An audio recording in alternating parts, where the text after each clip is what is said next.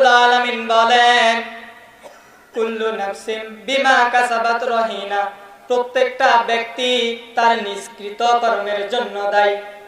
বাইজিদ বুস্তামি রহমাতুল্লাহ আলাইহি একবার যাচ্ছিলেন, প্রতিমধ্যে তাকে ডাকাতে পেয়েছে। ডাকাত ধরে বলতিছে, আপনার কাছে যা আছে সব আমারে দিয়া দেন, নইলে আপনারে মেরে ফেলবো। বাইজিদ বুস্তামি বলে, ভাই আমার কাছে যা আছে সব আপনাকে দিয়ে দেব, কিন্তু আমার একটা প্রশ্ন আছে। এই যে আপনি মানুষের সম্পদ চুরি করে নিয়ে আসেন, রাস্তায় মানুষকে ধরে আপনি সম্পদগুলো ছিনতাই করে নেন, এই ছিনতাই করেন, এর অপরাধ আপনার স্ত্রী, পরিবার, সন্তানকেও নেবে। বাইজিদ বুস্তামি বলে, কেন নেবে না? কেন কেন কেন কেন নেবে না?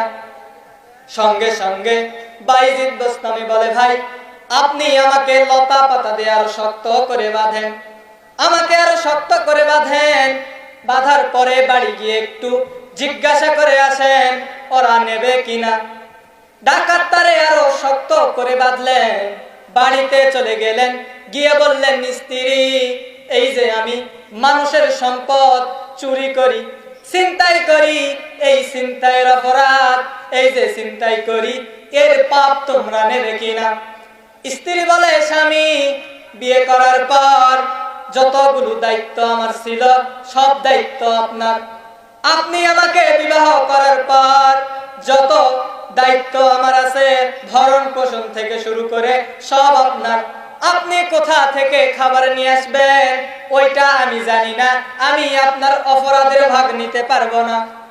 সন্তান বলে, বাবা আপনি জন্ম দিয়েছেন আমাকে, আপনি কোথা থেকে খাবার নিয়ে আসে আমারে দেবেন আমি জানি না, জন্ম দিয়েছেন, পিতা হয়েছেন, আপনার দায়িত্ব সন্তানকে এই যে ভরণ পোষণ দেওয়া, আপনার দায়িত্ব।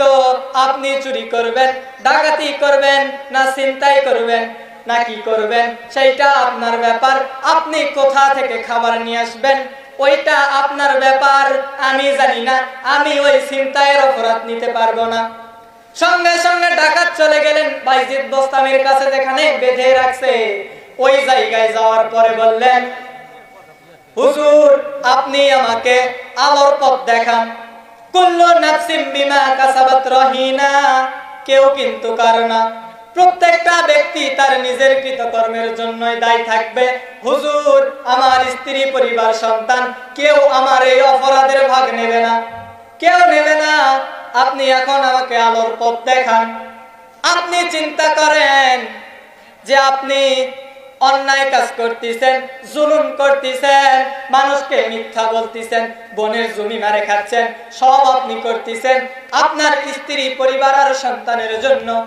আপনি আজকে কবরে যদি চলে যান, আপনার স্ত্রী, পরিবার, সন্তান কেউ ওর ভাগ নেবে না।